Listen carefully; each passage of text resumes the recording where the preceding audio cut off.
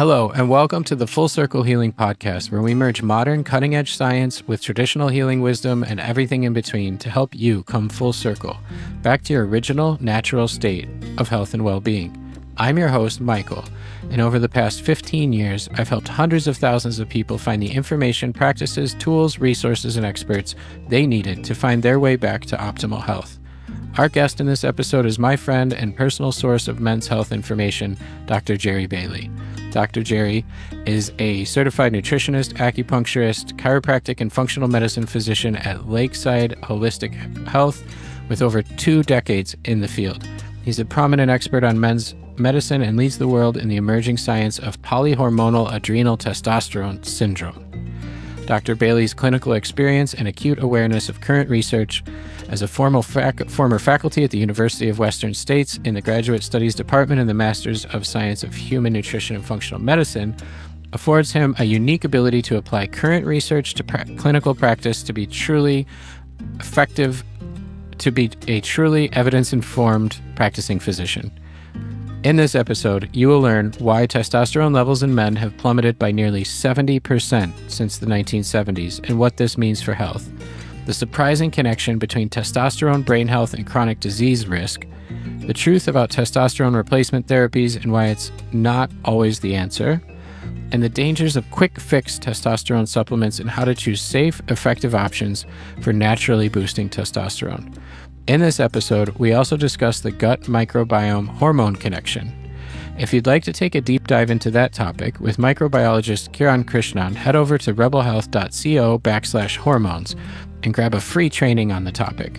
Now let's jump into the men's hormonal crisis and what we can do about it. And we are live. Welcome to the podcast, Dr. Jerry. Hey, thanks for having me. Yeah, this will be fun. We hung out, I don't know, a million years ago at a conference. Was that Mindshare? Was that in California? Yeah. Maybe San Diego? Yep, San Diego, yeah. A lot of years ago. I was there for the Human Longevity Project film series that I was part of, and I think we launched that in 2018, so we'll date ourselves a little bit there. But so it took me 6 years to wrangle Dr. Jerry into the podcast. He's a very busy man, but it's going to be a good talk here. We haven't done, admittedly so, and I'll hang my head in shame a little bit, we haven't done a lot of content over the years, specifically on men's health. I think that men tend to fall through the cracks when it comes to functional medicine and integrative health a little bit. I think a majority of the, I don't know the right word to use, watchers, readers, consumers, people who are proactive about their health, I think is more women than men as a whole. For sure, and for sure. I think men tend to have to get dragged into a lot of these things unless they feel really crappy. And we're going to talk about feeling really crappy today, so that's going to be fun. So yeah, exactly. We're going to, let's start. Usually I don't like to use hyperbolic language or a frightening language or those big all caps, we're all going to die kind of headlines. Nation points. Yeah. I have recently seen a number of instances of people sharing studies around the drop in testosterone that we have seen in recent years, in the last 40 years. And it cannot continue at that level. Right. There's like not a lot of years left if it continues on that trajectory until we have zero. And so how much of that is, how accurate are those scary headlines I've seen? Pretty true. Pretty true. There was a 2007 study that was done, and it looked at the testosterone levels in men at that point. So that's almost 20 years ago. And it was anywhere from 50 to 60% lower than what it was in the 70s. And so that's what you're seeing is that,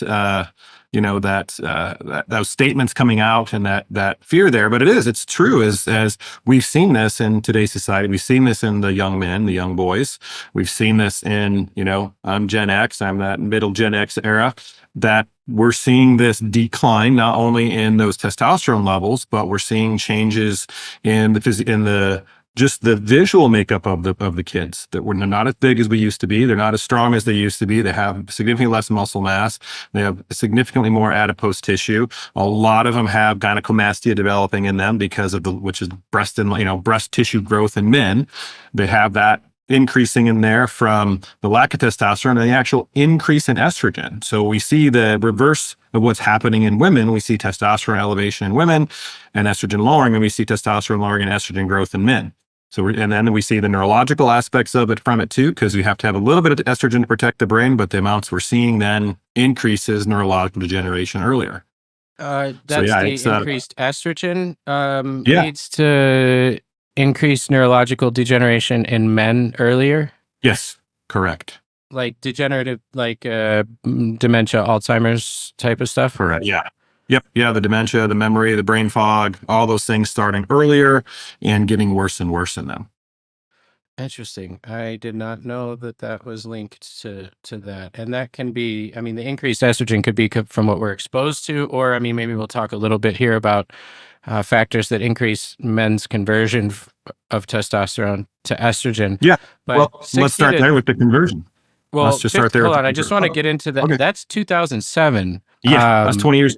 If anything, that's probably accelerated since then. I can't imagine that it would have slowed down or leveled off or anything. So you're looking at a 50% drop in about a 30-year stretch. Mm-hmm. And then it's about a 15-year, 17-year stretch to now. So say that's another 30-ish percent. You're looking at around an 80% drop from the 70s. To now-ish, like say 70. We'll go 70. We'll be really conservative. Yeah. So you're saying young men are smaller, weaker, more body fat, more breast tissue, higher estrogen. And this isn't just affecting younger men because it's middle-aged and like all men's testosterone has dropped, right? Like this isn't just a test on color-year-old. No, this is across the board that we're seeing this happen. It's more so in the younger generation, but in our generations, the, late boomer, Gen X, Gen Z, we're seeing that effects right now. Nearly every man that comes into my clinic, with the exception, of a few, and a few means like a handful, have low testosterone from the 200 to 400 range. Ideally, we want you between 700 and 900 for your total testosterone. That's nanograms per deciliter in the States. That's ideal for there, but most are coming in anywhere from 200 to 400. And the lab work itself for what's recommended is anywhere from 300 to 1,000 nanograms per deciliter. So these guys are coming in, they're like, I feel horrible. I got no energy. I got, my sex drive is poor. My strength has gone down. My endurance has gone down. All these issues they're having, mental fatigue, depression. And the doc's like, well, your labs are fine. Why would they say that? Are they not testing the testosterone, or is it because it's at the lowest end of the thing that they're like, it's fine? Because still within range. And so one thing they don't do is they never look at the free testosterone. Can you explain what that means? Free testosterone? Yeah, that's the actual available testosterone you have to utilize for your body. So you could have, and we see this, we'll see when we work with some clients, we'll see total testosterone go to that range 700 to 900, but we'll see their free it'll go from like 8, which on the low end of normal, to like 10 or 12, which is better. We like it around 19 picograms per milliliter. That's ideal. But we'll see that total go up and the free just go up just a little bit. Interesting. Okay. And the other non-free is bound, right? Because I've done some stuff with Dr. Liz now from EndoAccess, so I got a crash course in super hormone knowledge, and I understand that hormones don't do well in the blood by themselves, so they need to be carried, but when they're bound, they can't get into the cells and do their thing, right? So they got to get unbound. And so you're talking about they don't look at that free number, which is the number that matters, which reminds me kind of like thyroid testing. They always look at TSH or maybe T4, pre-converted version of the hormone, but they never look at T3, which is the one that actually does the thing. And so really makes a ton of sense. Okay. And you mentioned a few, what I'll call symptoms or ways of being when you have low testosterone as an adult man. You said low libido, depression, low energy. Anything else in there that you commonly see complaints of? Yeah, decrease of strength and endurance, erectile dysfunction, obviously. They've noticed in their sport itself or whatever they're doing for activity that their ability to do it is deteriorating pretty rapidly. They're falling asleep after dinner or during the afternoon. But what happens at nighttime is actually their sleep quality is really, really poor. They're not sleeping well and they're not recovering well at nighttime. Those are kind of the major ones that we see. And as long as you have, and so when we look at testosterone therapy, if your total testosterone is within normal range, you're technically not a candidate for testosterone therapy. Because you don't want to push you don't want to push that testosterone number higher. Too high. Yeah. Yeah. I mean, I'm okay looking at a higher total testosterone. 1200 is kind of the limit that I'll look at and say, okay, as long as we're managing other symptoms that could be caused by that. But I really want to know that free, because that's really what you have available. And I had a guy last year, he went to just these doc in a box TRT clinics. You just come in, do a questionnaire, do the blood work, and okay, here's testosterone. You feel great for a couple of weeks, and the next thing you know, you're not feeling good. Here's a higher dose.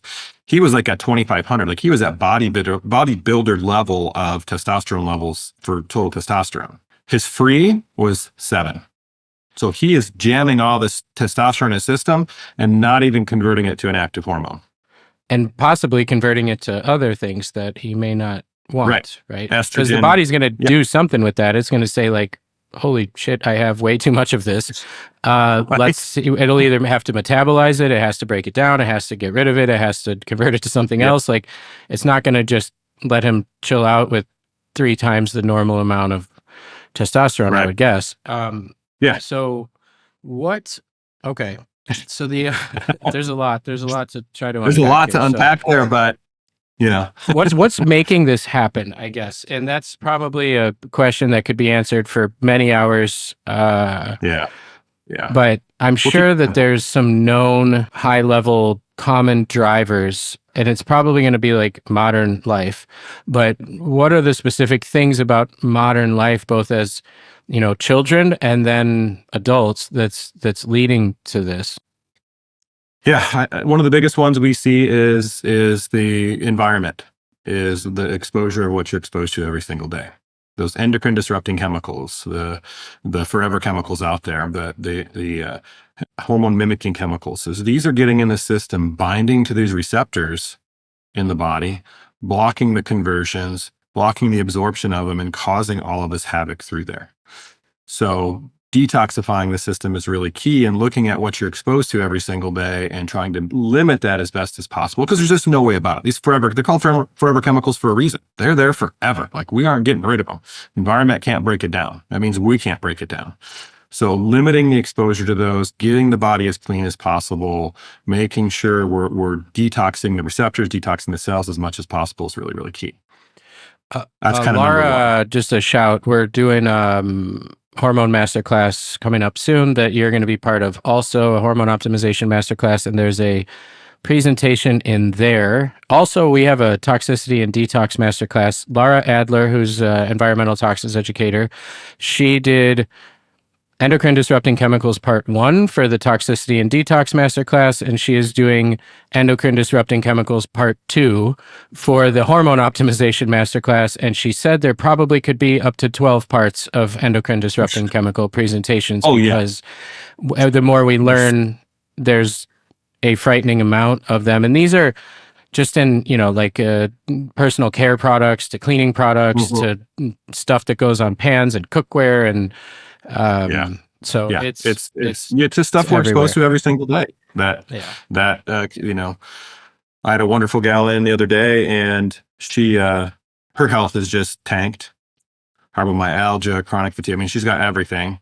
Her mom, grandparent, grandma, and great grandma never had this stuff, and she's like, I don't understand why I'm tanking. And she's 49 years old. And I said, well, what your great grandparents, and mom then to you were exposed to was exponential.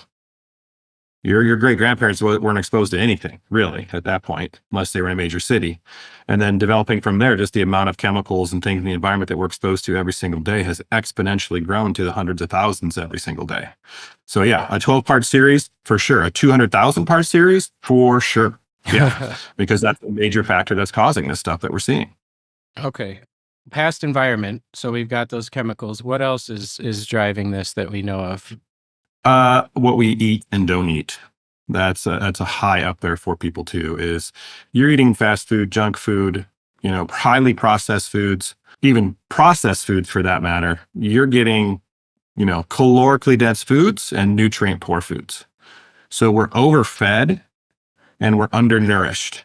We're getting too many calories, too many, simple carbohydrates in the system, high saturated fats, and we're not getting enough of the vitamins, minerals, phytochemicals that we discover wonderful names for every single day that drive that process to let our body be energetic, to let these hormones be created and converted, and to let your body function, your brain function the way it's supposed to.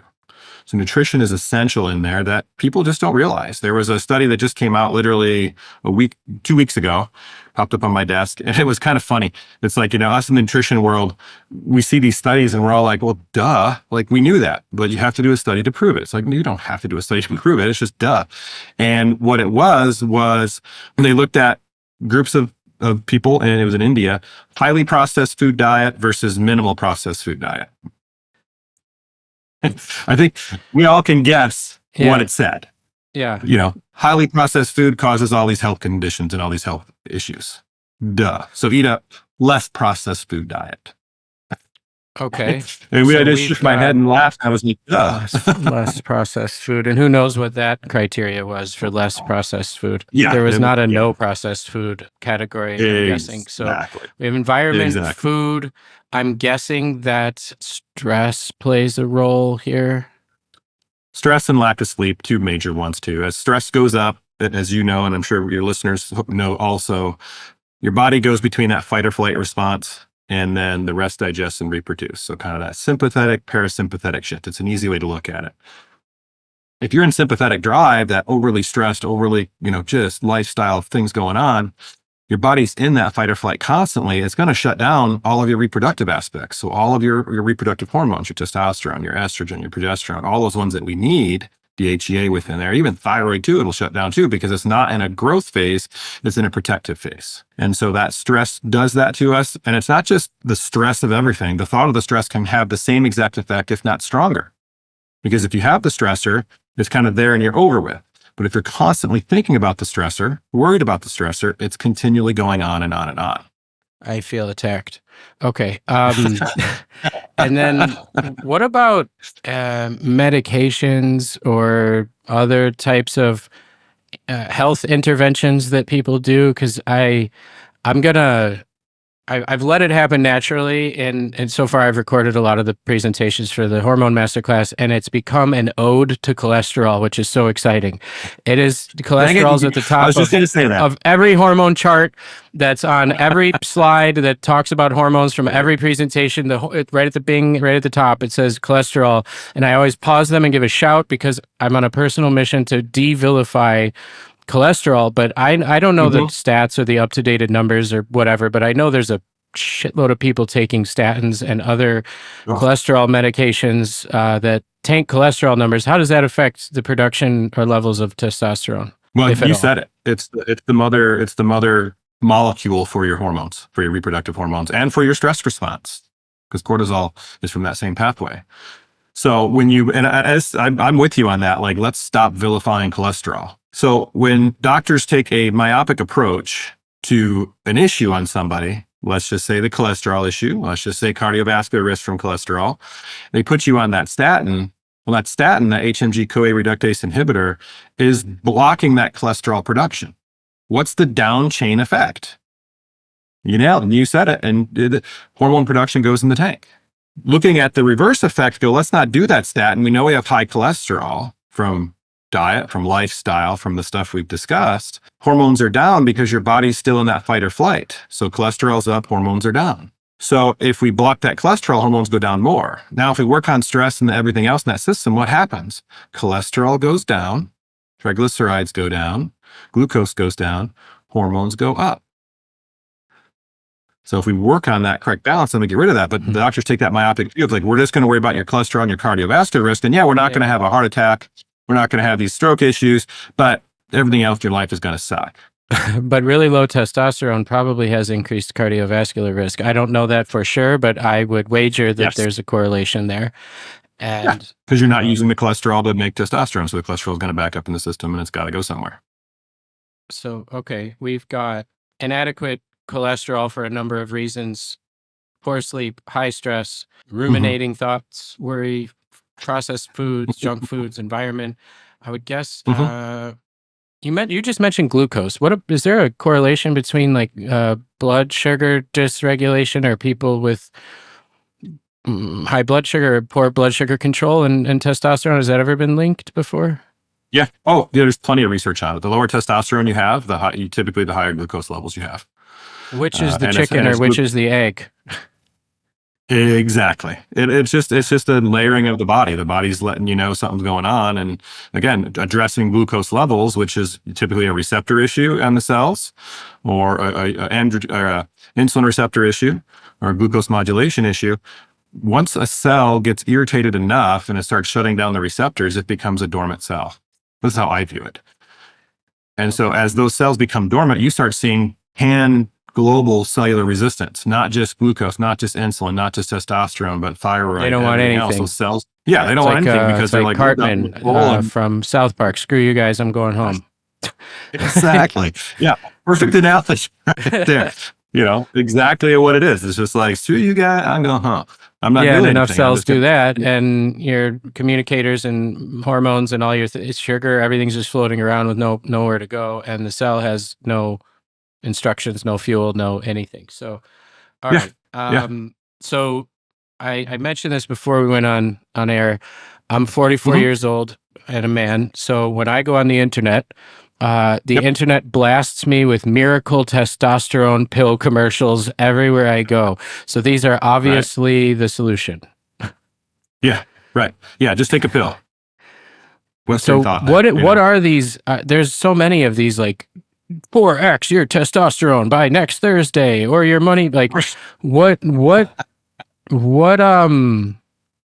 I guess there's probably a layer of like total nonsense stuff that doesn't work or that's even maybe harmful. Then there are more effective or probably safer natural types of supplementation. So like, and then before we went live, you mentioned to me there's supplements that used to work but don't work now. So what's the story when it comes to supplementation and testosterone? Yeah, there is some great supplements out there, and the better, combined you use, you seem to get a synergistic effect versus like one single thing in there. So the Tongkat Ali Tribalist is really good. The Chai Ginseng, Ashwagandha, Shilajit, the new one. I'm probably saying that wrong because everybody says something different. That's how I say it, but I might also be saying it wrong. The black goo. Right. Yeah, exactly. They all seem to work really well. But what we don't, when we look at those and people start using them, is usually they're doing nothing and then they do something. So doing something normally gets an effect. I mean, if we're sitting on the couch doing nothing, we go for a walk, we get a beneficial effect from it. Oh, you're saying now, if they start spending money on those things, they also usually start doing other stuff? Potentially, yeah. Some don't. But if you don't do anything, you're not going to see a change. But if you do something, you do a change. Like if somebody goes from not taking a multivitamin a day and takes a one a day supplement, not the best thing, they're going to feel a physiological effect from it because they're getting nutrients they're not normally getting. But in a short amount of time, the body goes, okay, that's not enough. We need to do more. So then it's going to be like, now you take more of something. Now you take more without doing the other things that are really causing the issues there. So the supplements can work, but they need to supplement your diet. And you need to know exactly what to take that's going to help with the conversion, creation, utilage of what that you want that hormone to be doing based on your specific issues there. Yeah. And we've seen that. The supplements aren't going to there's not one supplement that's going to cause your body to make more testosterone, to stop it from breaking testosterone down into something else, to make testosterone more likely to get in the cells or make the receptors more, what's that word? The opposite of resistant. Welcoming. Open. Yeah. Like there's not one natural thing that you can take that's going to because that problem's like multifactorial. It's you're not making enough, Exactly. you're converting it to estrogen, it's not getting in the cells, it's not in free form. Yeah. So there's not one thing you can take that's going to like fix all of those problems. So you kind of got to look at each of them. And what I heard you say is that these are supplements, which I know people in the functional medicine world tend to get a little excited about supplements. And there are no supplements that will outweigh, I would guess with testosterone, it would be a sedentary life, bathing in chemicals with really high stress, staying up at night, disrupted circadian rhythms. Like you're not going to be able to pound all these pills and see some like magic increase, right? And we haven't even talked about strength training, right? That comes in here somewhere. Right. Yeah, that's kind of the next thing. But yeah, we're not going to out supplement nor out medicate your lifestyle or lack thereof a lifestyle. You know, it isn't going to happen. And we see that with Western medicine. We see that with functional medicine and natural medicine too, is docs get drug happy, docs get supplement happy.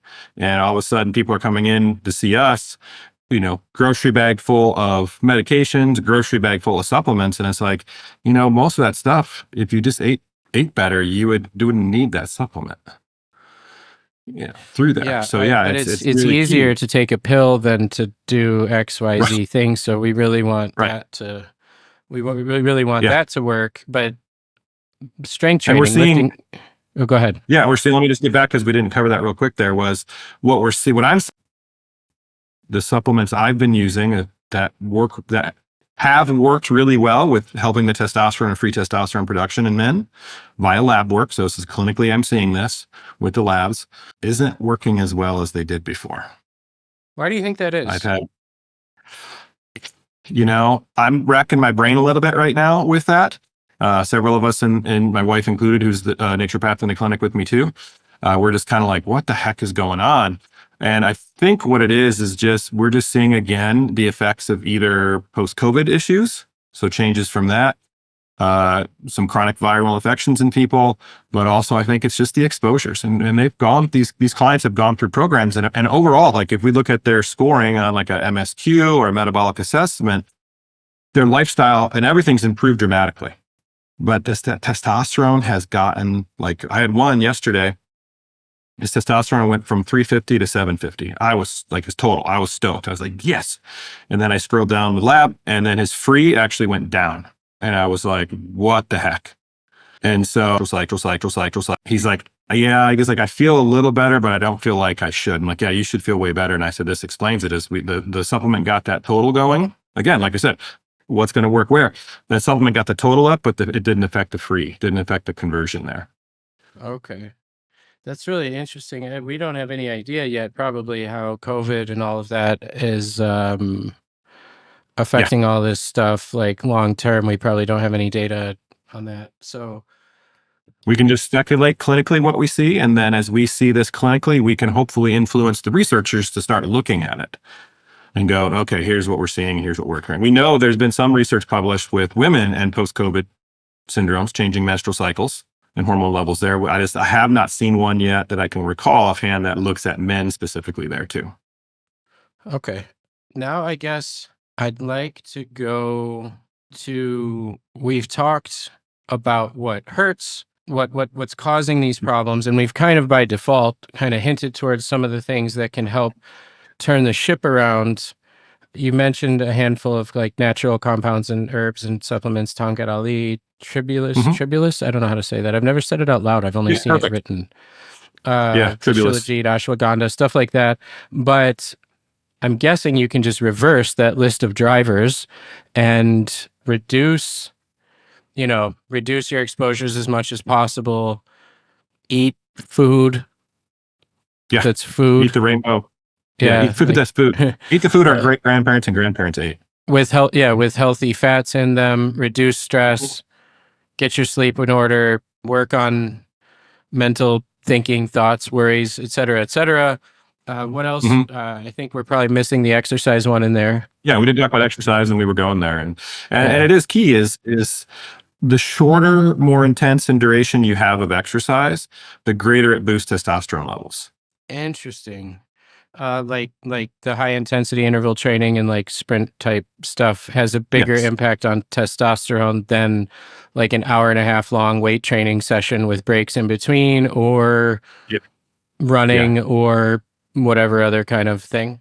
Correct. Yeah. The Tabata style, those shorter, intenser ones, really work well at boosting testosterone. Some of the research has shown that a quick Tabata style workout, 20 minutes, actually boosts testosterone levels up to 400%, which is great. Oh, Your longer okay. Just duration note, exercises tend. Yeah. I want to throw a note out there for all these sedentary fellas in their 40s and 50s that when you go Google Tabata right now, and Yeah. then you find out what it is, or you heard me say sprints, or we're talking about HIIT workouts or whatever, please, please, please, please, please, please work on a little warm up mobility, maybe work with a trainer, maybe work your way up to doing those sort of things. I had a herniated disc in my neck this year for the first time, and that is not awesome. It was my No. first experience with nerve pain, which is super not fun. And I don't know if I could like pick up some battle ropes and do a Tabata style, 20-minute Tabata workout right now without pulling something cold off the couch. So I just want to throw out that disclaimer. I don't want to get angry emails that, hey, I listened to your podcast and then I went and threw my back out, pulled a hamstring and a groin in the same workout. Now I hate you. But I that's haven't worked out in 20 years and I'm going to go deadlift 600 pounds. yeah, but people, no judgment, but people do things. And I've been those people before that do the thing that they hear. And I'm like, that sounds great. I'll go do that. I used to play sports 25 years ago. Right. Because high school was a while ago now. And Yeah, it was a lifetime ago for sure. Yeah, don't just like work Al into Bundy. your workout. Yeah. Polk High School. I was this championship running that. 5 touchdowns in one game. So that's really interesting, though. I knew that strength training, I'm sure typical strength training helps with testosterone, but I didn't know that this high intensity type of shorter workouts, which actually are easier to fit into schedules, have such a good boost. And what else is... you got any other lifestyle hacks that you've seen be effective or changes that really move the needle? Truly, it gets hammered. We talk about detox here. Laura was going to talk about doing the 12-part detox stuff. Making sure your body can clean itself out is key.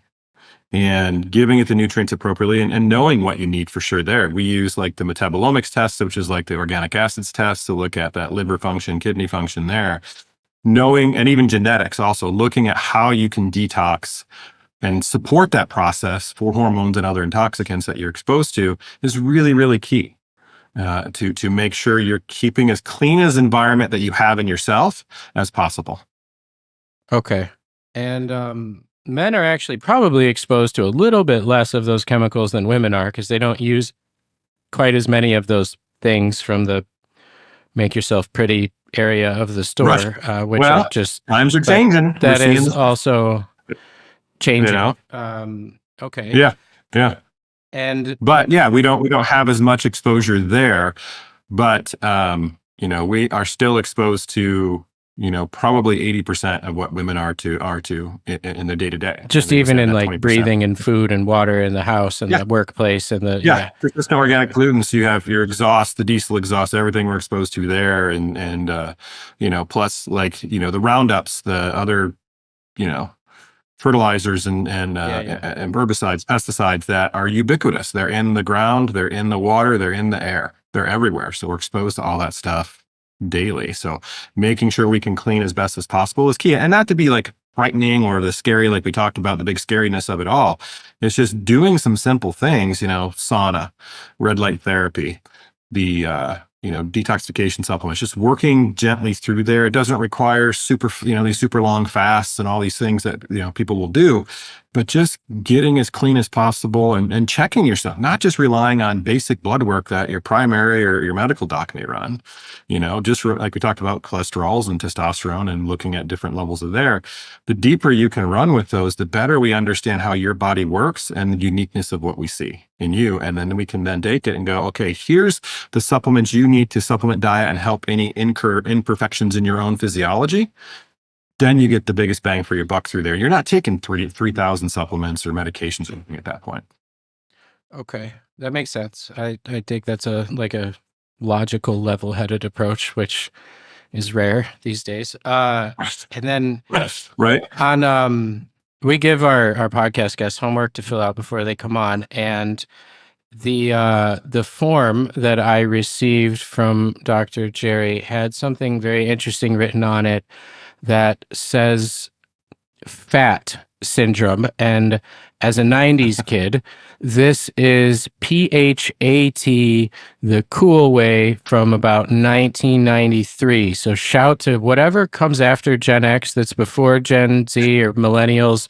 I fall in that like abyss. I'm not really a Gen X, but I'm not a millennial. I was born in 80, and no one's given us a name, but fat was cool. You're Gen Y. You're Gen Y. Is it Y? Y is a thing? All right. So XYZ, yeah, XYZ, millennial. what is this approach with the coolness of the fat? PHAT. Yes. PHAT, pretty hot and tempting was that term back then.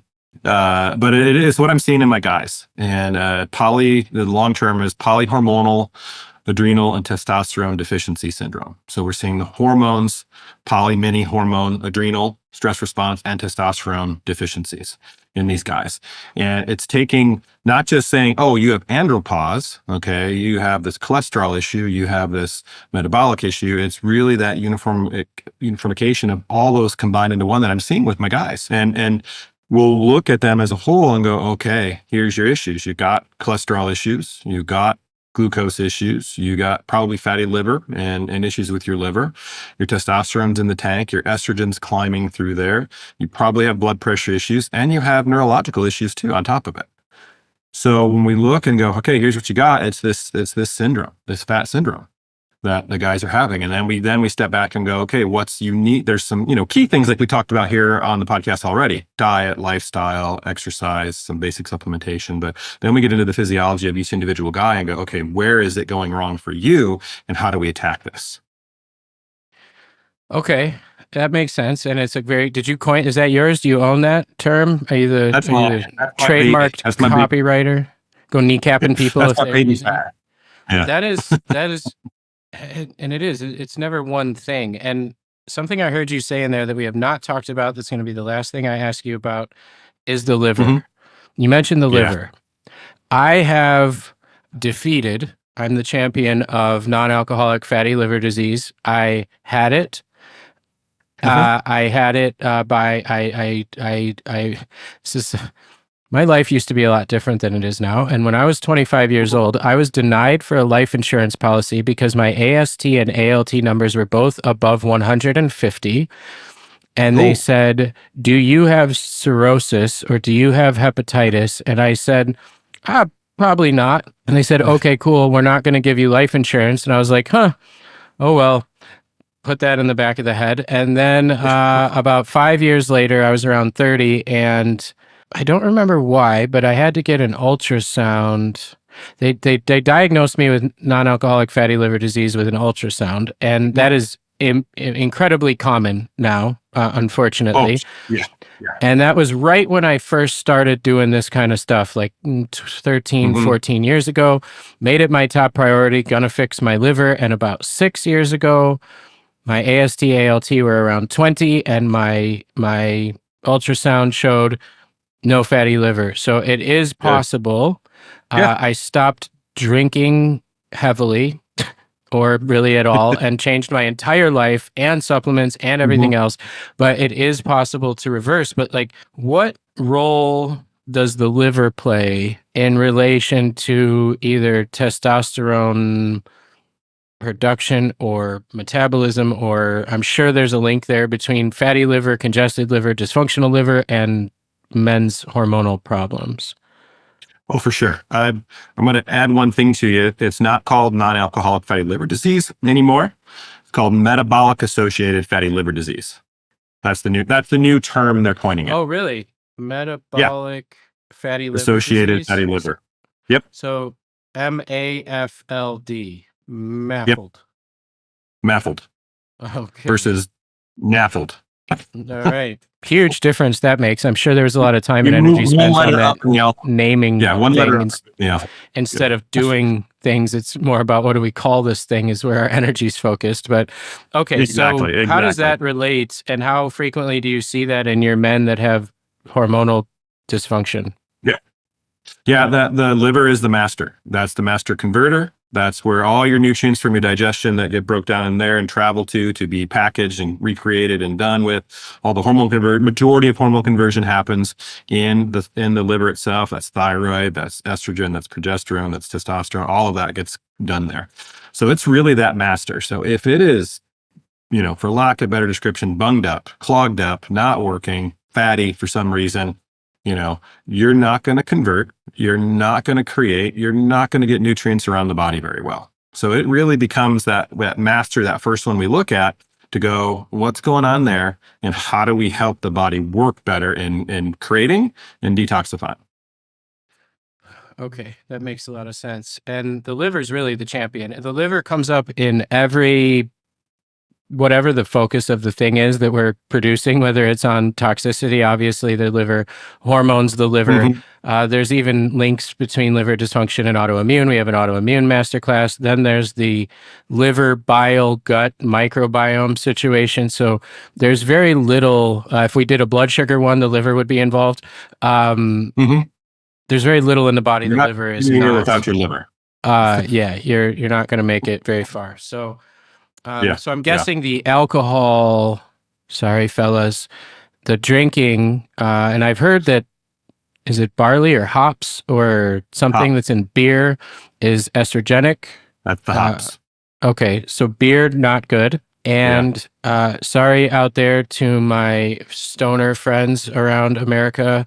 I've heard the same thing about cannabis that there are estrogenic effects of regular cannabis consumption as well. Are both of those things true, or am I just making myself feel good about my new no intoxication lifestyle? We'll say both. There's truth Okay. there, and it's also good to pat yourself on the back for getting yourself healthy there for sure. But Okay. yeah, it's the occasional, and used to be like drink in moderation. A couple drinks a week or something like that. A drink here and there, I would say is okay for the most part. But when it becomes 2, 3 more daily, multiple Yeah, a times a couple week, beers after work every day. yeah. Or the Saturday binge drinking of having alcohol all day long. I Yeah. never know how people can do that. They get up and start drinking. I Even in college. used to have that ability, and Yeah. now I I would never make did. it till about 11 a.m. Yeah. So, Yeah. I never could do that myself. I mean, in college I had fun, but don't get me wrong. But yeah, I could never do that.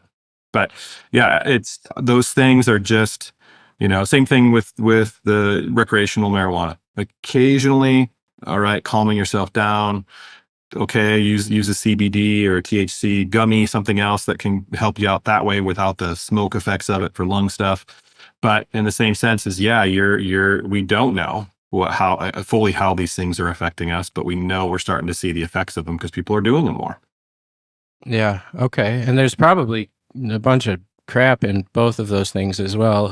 If you're going Hmm. organic and know where all your booze and your smoke comes from, there's probably a whole bunch of things Right. that fit into category number one that we talked about as well.